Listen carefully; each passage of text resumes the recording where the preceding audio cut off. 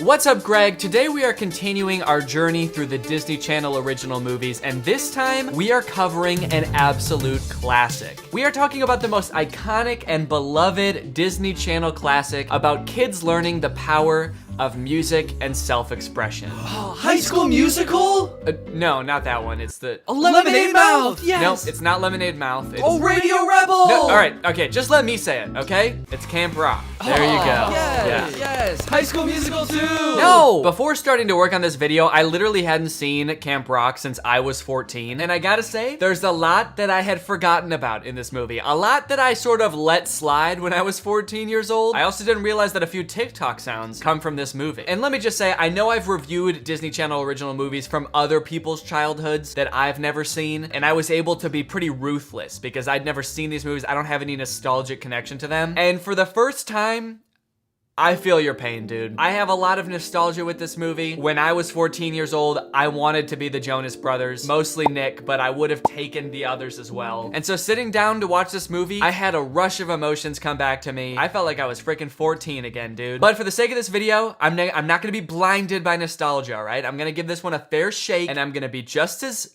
fair as I would be reviewing any other Disney Channel original movie, all right? So you don't have to worry about that. I'm not gonna let anything slide, all right? We're gonna make fun of this movie, all right? Joe Jonas's hair, weird. I'll say it. Nick's actually still pretty cool. But Joe and Kevin also, fix the hair, man. Also, just to preface this, I know that Demi uses they, them pronouns now. Their character in the movie, however, is written with she, her pronouns, so I'm gonna be referring to Demi's character, Mitchie, with she, her pronouns. This movie does star Demi Lovato, and the movie starts off with their character, Mitchie, going through the most Disney Channel morning routine I've ever seen. She gets up, does a changing montage, debates wearing a drastically different hairstyle than she usually wears, but then ultimately decides on the hairstyle that she wears every day. She's like, no, you know, maybe I'll go with bangs today, because I have bangs. They're literally carved into my hair, so I think I'll go with those. She performs a concert in her bedroom. She reads the lyrics to the songs she's written. Now she's back at the mirror debating wearing a drastically different type of sunglasses that she usually wears. But after being horrified and then delighted by the same pair of sunglasses, she decides, you know what? I think I'm fine just the way I am. Hey, wait a minute. That sounds kind of like foreshadowing. But I'm probably just being stupid.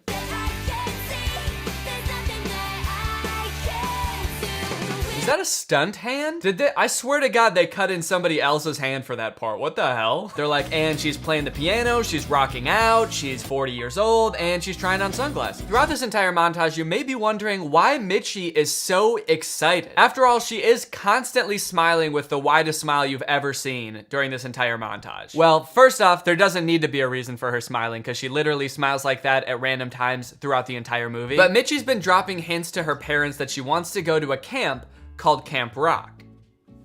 You may have heard of it. And even though at first Mitchie's parents aren't having it, they're like, we're too busy with work, we can't. I know you want to go to this camp, and I'm sorry, but we just can't swing it right now. Eventually, Mitchie's mom's catering company gets hired to do all of the food for Camp Rock, so now, all of a sudden, she's going to Camp Rock! That's how they say it in the movie. You're going to Camp Rock! She said you're going to Camp Rock. We also get introduced to Mitchie's best friend at the beginning of the movie. She's in one scene, and she has a couple lines, and then we never see her again. I kind of feel bad. Like, you know for a fact that Mitchie goes to this camp, and she, like, meets the Jonas Brothers and becomes famous, and literally never speaks to this girl again. Also, imagine getting this role as, like, an actor. They tell you, like, you got the part. You're the main character's best friend. And you're like, oh, shit, that's awesome. I'm gonna be in, like, the entire movie then. And then you finish, like, the first scene you're in, and they're like, all right, well, see you, nice working with you. So Mitchie heads to Camp Rock, and we are immediately introduced to the most annoying kids of all time. You know how there's that, like, stigma about band kids in high school being annoying, and then there's another stigma about, like, theater kids being annoying? I think Camp Rock kids are like both of them combined. Like, the very first scene we see of Camp Rock, a kid does a backflip off the bus. I think that kid might be at the wrong camp. Hey, what's up, man? What instrument do you play? I play the fucking air. I play gravity. What? Oh, okay, that makes sense. There's also a drummer kid who's constantly banging on shit. Like, every scene he's in, he's got his drumsticks and he's just going around just whacking things. Get it? because he's a drummer. You're a drummer, dude. I feel like drummers in movies are always portrayed this way. Like, they just can't stop. Everything, they gotta make everything a drum. The bus, it's a drum. Kids' suitcases, it's a drum. My uncle at his funeral, he was a drum. Movies are always doing that to drummers. But I've never seen them do that to like any other instrument. Hey, what's up? I'm Brendan. I play the guitar. I play trumpet. I play the fucking bus! Mitchie immediately makes friends with this girl, Caitlin, who is a music producer. And it's pretty impressive because she's actually really good at producing music. Hi, I'm Caitlin. Camper today, top-selling music producer tomorrow. Check me out. Cool. Cool. It's like the shortest clip of a song ever. Yeah, that's as far as I've gotten on it so far, but I think in a few years I could have enough for a whole song. Nah, man, I like it the way it is. It's nice and short. I like music like that. So the Jonas Brothers are in this movie, mostly Joe Jonas. Joe plays Shane, who is a diva pop star and a member of the band Connect 3 with the other Jonas Brothers. And he has recently hit rock bottom, as pop stars do. Shane Gray may have gone too far this time when he stormed off the set of the new Connect 3 video. Word is, the other members of Connect 3 are fed up. I do like that the most rock bottom a pop star can get in the Disney universe is like he got upset and stormed off set. Like he just got in an argument with his brothers and was like, hey guys, I need to go cool off in my trailer. And everyone in the Disney universe is like, oh my God, he's insane. He's lost his mind. It would have been funny if they made Shane's rock bottom realistic. Like, rock star Shane Gray has been implicated in yet another hit and run. This is his third, after getting completely wasted at a TGI Fridays and pissing all over the waitstaff. His court hearing was today and they sentenced him to 3 weeks at Camp Rock. You're going to Camp Rock. Yeah, that's right. Because of this stunt, his brothers and the label have decided to send Shane to Camp Rock as a camp counselor. I guess he and his brothers used to go to this camp when they were younger before they blew up. So they're like, you need to go back there and reconnect with the music, man, and become who you used to be. I don't want to waste my summer at some camp. Hey man, we used to love this place. 3 years ago, we were campers. Yeah man, this is where Connect 3 connected. Of all the characters in this movie, they do Kevin Jonas's character the most dirty. Enjoy the fresh air. Get a tan. Oh, and can you make me a birdhouse or something? They make him so dumb. Look man, right now, you're the bad boy to the press. And the label has a problem with that. Which means we have a problem with that. Actually, I don't really have a problem with that. We have a problem with that. His other two brothers hate him. They roll their eyes every time he says anything. Sometimes he doesn't even say anything that crazy. He's just like, oh, I actually don't have a problem with that as much as you guys do. And Nick's character is like, you fucking idiot! Say you have a problem with it. Say it now! And Kevin's just like, oh yeah, okay, I guess I do have a problem with it. I wonder what Kevin thought the first time he read the script for this movie. Hey boys, we just added some last minute adjustments to the scene we're about to do, so I got some new scripts for you. Oh, okay. Thanks, man. Yeah, can't wait to read them. All right, let's do a practice run, shall we? Yeah, sure. Okay, Shane, here we are at Camp Rock. See you in a couple weeks. Oh, I don't want to go. I'm a rock star. I want to do drugs and drive my car real fast. Come on, man. The label says this will be good for you. Build me birdhouse. Big boy want birdhouse. All right, fine. But don't expect me to stick around all summer. Kevin wants a birdhouse. Kevin is a big bird. Kevin lived in birdhouse. I'm sorry. Are all my lines like this? I'm really digging these changes so far. I sound very cool. Great, yeah, we decided we wanted to make the characters a little more true to how you guys are in real life. That's awesome. What? Yeah, I really am like this. I really do like to drive fast. Perfect, yeah, we think we really nailed you guys, especially Kevin's sort of like baffled toddler vibe. I'm married. I'm 30 years old. Okay, well, remember, it is still a fictional script, you know? We did have to take some artistic liberties and embellish a little bit. How come the other two have made-up names? They get to be Shane and Nate. They get to be two made-up people, but in the script, I'm still Kevin. So Mitchie starts going to classes at Camp Rock, and let me just say right off the bat, when I was 14 years old, I wanted to go to this camp so fucking bad. Looking back on it, I don't know if the people who pay so much money to go to this camp get anything out of going to this camp. I think in the course of this movie, we see her go to class twice, and one of them, as you'll see in a little bit, is like the most useless class ever. They don't learn anything, it's cliquey, it's classist. The main like antagonist in this movie is like a popular girl whose mom is a famous singer, and so Mitchie wants to get like in with the popular crowd, but like I don't think they learn shit in this camp. And yet, when it first came out, I would have killed my aunt to go to this camp. Mitchie is also really shy, and she doesn't like ever want to sing in front of anyone, which is kind of funny because she was like begging to go to Camp Rock. She was like, come on, I want to sing. I want the world to hear my voice and my lyrics. And then she gets to Camp Rock and she's like, I never fucking said that.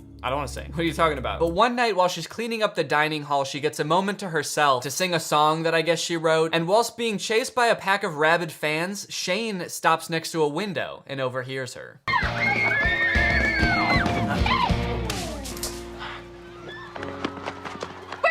Also, I like that they turn the corner and Shane is just gone. I mean, he's like in the bush right behind them, but in their eyes, like they don't think to look in the bush and he's just vanished. What do these girls think about Shane after this happened? Do they just go the rest of camp thinking that Shane is a witch? They're like, I really thought that guy was like really hot and cool, but no, there is some dark magic at play here. There is some sorcery about. I'm gonna stay away from that guy. This is real, this is me. I'm exactly where I'm supposed to be now. Gonna let the light shine on me. I don't know if it's just the nostalgia talking, but that song fucking slaps. And of course, Shane falls in love with Mitchie straight away. He hears like 12 seconds of this song through a window and he is smitten. He's like, I need to find whatever Christian rock singer I just heard singing that Christian rock song. Hello?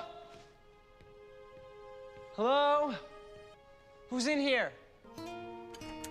Really good detective work there, Shane. That was the most beautiful song I ever heard. I have to find who made that. Who's there? Who's in here? No one. So now Shane is kind of on this quest to find Mitchie because he doesn't know whose voice that was. He just knows that it was like the most beautiful song he's ever heard and he's gotta find that girl. But for Mitchie, however, it's pretty much time for her toxic era. Hey, Caitlin. Your folks still wowing them on the cruise ship?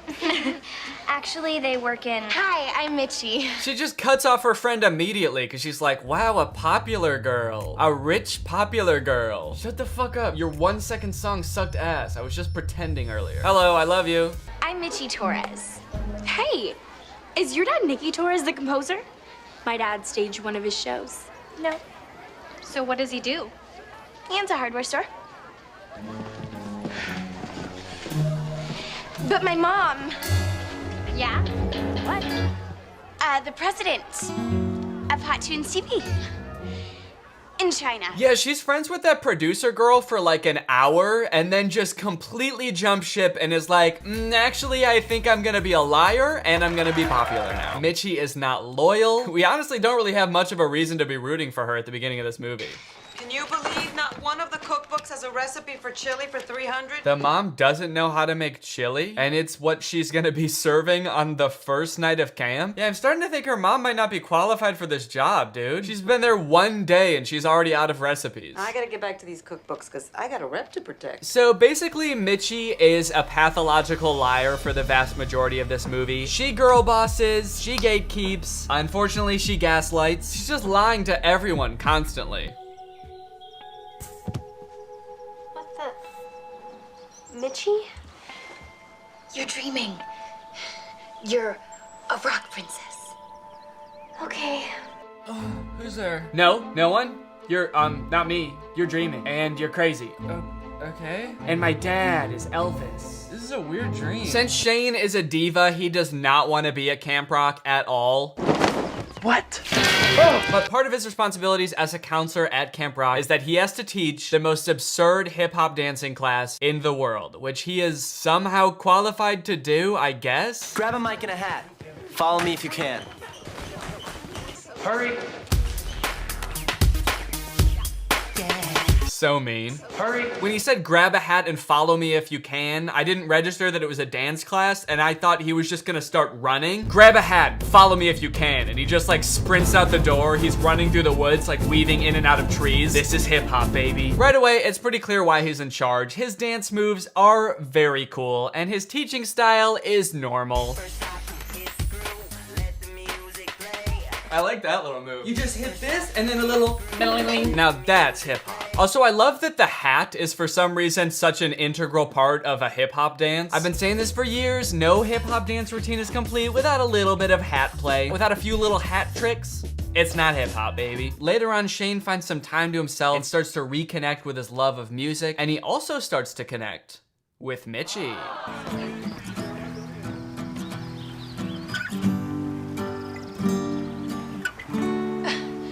Can a guy get some peace? He is so mean. He just plays like the most peaceful thing on guitar I've ever heard and hears one sound and it's like, can you shut the fuck up? Can you shut the hell up, please? I'm trying to write the most peaceful song known to man. I'm trying to be calm over here. And I can't do that when I'm yelling at you, can I? Was that you playing? It sounded kind of different. Yeah, well, you only heard 3 chords, so it's not really much to go off of. And he wasn't even singing. Than my usual stupid cookie cutter pop star stuff. I liked it. I mean, it was good for stupid cookie cutter pop star stuff. Wow, you really know how to make a guy feel better. I thought you loved your sound. You created it here. You're like a camp rock legend. Some legend. I only played the music that the label thinks will sell. You don't think that song would sell? I don't know. Well, you'll never know if you don't try. And, by the way, I know of one girl that would buy that song. You'd buy that song? It was 3 chords. Mitchie is very easily impressed. First that like tiny little snippet that Caitlin made and now this. Maybe she just really likes extremely short songs. When I was a kid, we couldn't afford much, so instead of listening to music on my iPod, I could only listen to the 30-second previews on iTunes. And now that's just kind of how I like my music. Also, how bad is Shane's normal music that Mitchie hears like 3 vague guitar chords through the woods and is like, this is the best shit you've ever done. You have to release this. Later, they meet again by the pier and he plays her a full song. I was half expecting her to be like, can you make it a little shorter and with less instruments, please? I think that'd be really cool. I heard this girl singing, and it kind of reminded me of the music that I liked. So I started playing around with some chords, and I know it's not finished, but... No. You know. No, I swear to God, it sounded finished to me, and trust me, I know about these types of things. No, it's good. It's really good. And I don't lie. Oh, fuck off, dude. She knows she's a liar. And I don't lie. I'm really honest. It's a trait I picked up overseas. I did a 10-year tour in Iraq. How old are you? You're dreaming? What? And my dad is Elvis. No, he's not. Things are going pretty good for Mitchie, but unfortunately, that's about to end. Because while everybody at the camp thinks that her mom is some like high-up executive at Hot Tunes TV in China, Caitlin, who Mitchie utterly betrayed earlier for the Popular Girls, is about to find out her little secret. Hey, Miss Torres. Hi, Caitlin. Thanks for coming in early. Taco night takes the entire kitchen staff and our 6 hands. 6? Yeah, my daughter. They're both working in the kitchen at the same time. Mitchie comes out. She tries to hide her face with a bag of chips. She runs. She ends up slipping. She gets all soaking wet. Her clothes are soaked. Her bones are squishy. She's humiliated. Mitchie? Wait a minute. You're the cook's daughter. Oh! Dude, Caitlin goes in hard on Mitchie. I don't know why she has such a personal stake in this. They were friends for like 15 minutes days ago. But Caitlin says some of the meanest shit I've ever heard. How long did you think you could keep your little secret? Why do you care? Oh, I don't. But when I tell everybody, I want the whole backstory. Oh, shit. Ice cold, dude. This is rich. But apparently you're not. Jesus, dude. Apparently you're not rich, you poor fuck. That's right, you thought only the Popular Girl cared about that type of thing? No, I care too. I'm also classist, you peasant. What happened to you? She got drowned in her lies. I just don't understand why she is being so brutal here. It's not that big of a betrayal, honestly. You guys were not good friends, and she's like, you drowned in your lies like you fucking deserve. Like, whoa, dude, calm down. Go make a beat. I mean, like one single beat on your computer. I assume that'll take you a while. Go do that.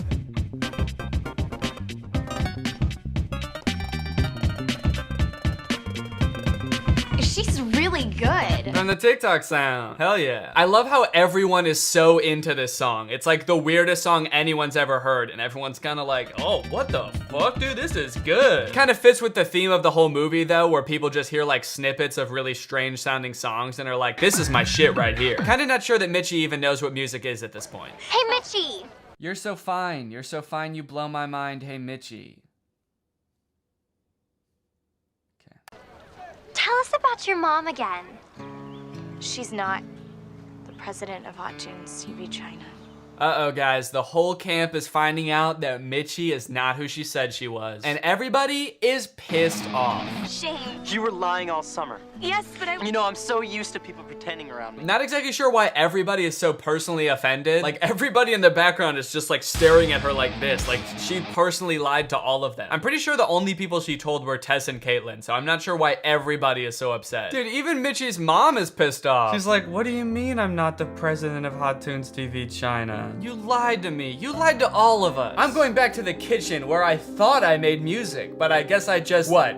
Cook chili? I don't know how to fucking do that. Anyways, after all that drama, now it's time for the final jam at camp. Everybody gets to do like individual performances, show what they've been working on all week. If I had to guess what people are gonna be performing, it's gonna be like 3-second long snippets of really interesting sounding music. So I don't know if you've noticed throughout the movie, Tess, the popular girl, has had like 2 goons around her the whole time. That's like her posse. Well, eventually they get pissed off at her and also leave her. And then there's like, at the end of the movie, one of the girls who breaks off from the group has like an emotional performance at Final Jam. Tell you a good girl is quiet, and that you should never ask why, 'cause it only makes it harder to fit in.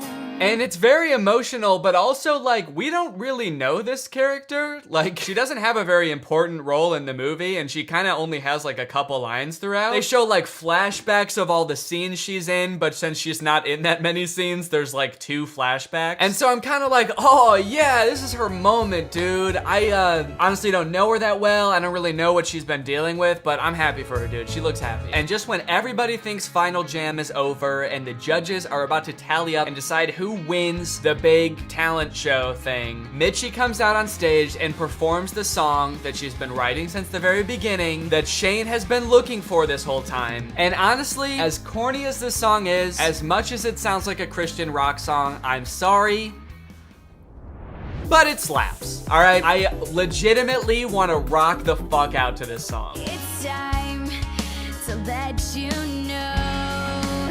It's to let you know.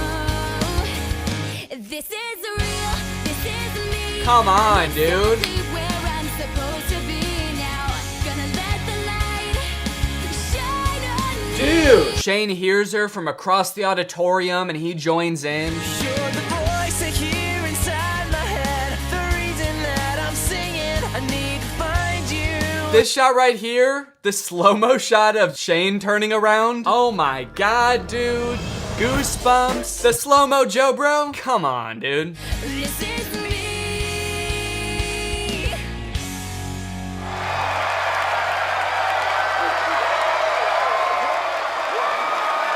Anyway, yeah, that's probably just the nostalgia in me talking, but it's a good song. You can't get much better than that in a Disney Channel original movie. So you can probably guess who wins the final jam after that. Margaret Dupree!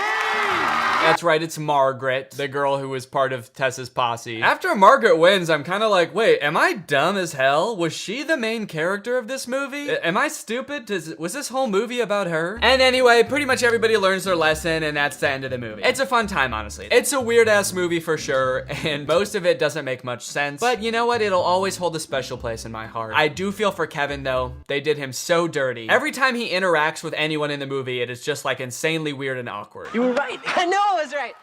What did I do? Not you. Watching this movie back, I couldn't help but be reminded of the weird interaction I've had with Kevin Jonas. Wait, have I ever told you guys about that? Yeah! This is for anyone that said I wouldn't be nothing. Said I wouldn't make it. Get ready to eat your words. 'Cause I got news for you haters. I ghosted Kevin Jonas. Not responding to his text. I'm too busy getting checks. You're impressed, 'cause I ghosted Kevin Jonas. This is true. I'm not even trying to flex, but he's probably so perplexed. Yeah, he's stressed, 'cause I ghosted Kevin Jonas. The year was 2015. All on Vine, I'm doing my thing. Get a DM, who could that be? It's Kevin Jonas.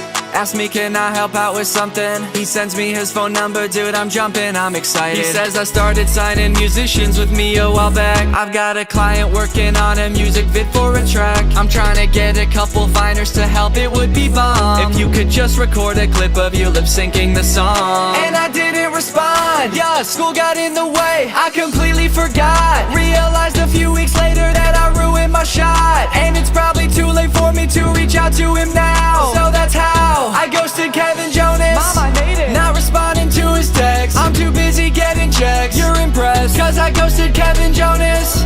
I'm not even trying to flex, but he's probably so perplexed. Yeah, he's stressed, cause I ghosted Kevin Jonas. They said I'd never be someone, look at me now. Ghosting Kevin Jonas, making mama proud.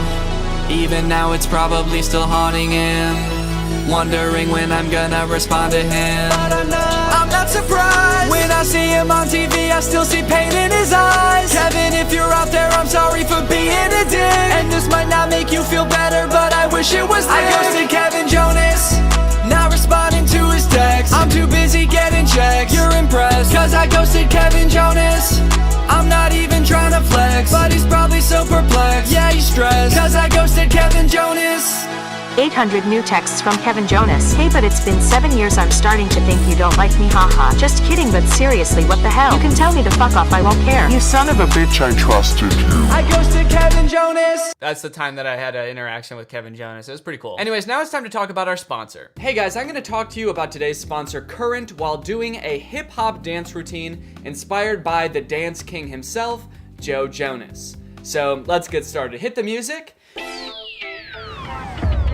Oh no. Oh no, I forgot my hat! Where's my hat?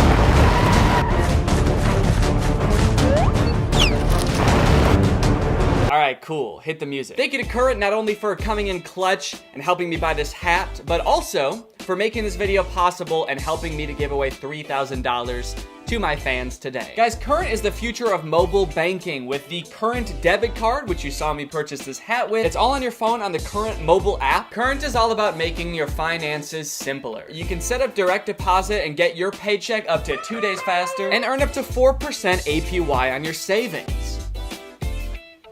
How neat is that? And my absolute favorite part about doing Current sponsorships is they're always trying to give back to you guys, and today is no different. We are going to be giving away $3,000. All you have to do is sign up to Current using my code GREG, and 6 people will be chosen to win money. So just click the link in the description, use my code GREG, and sign up for Current, and 6 people will win money. Thanks again to Current for sponsoring this video, and thank you to you guys for checking out Current. All right, thank you guys for watching this video. I'll see you guys in the next one. Bye-bye.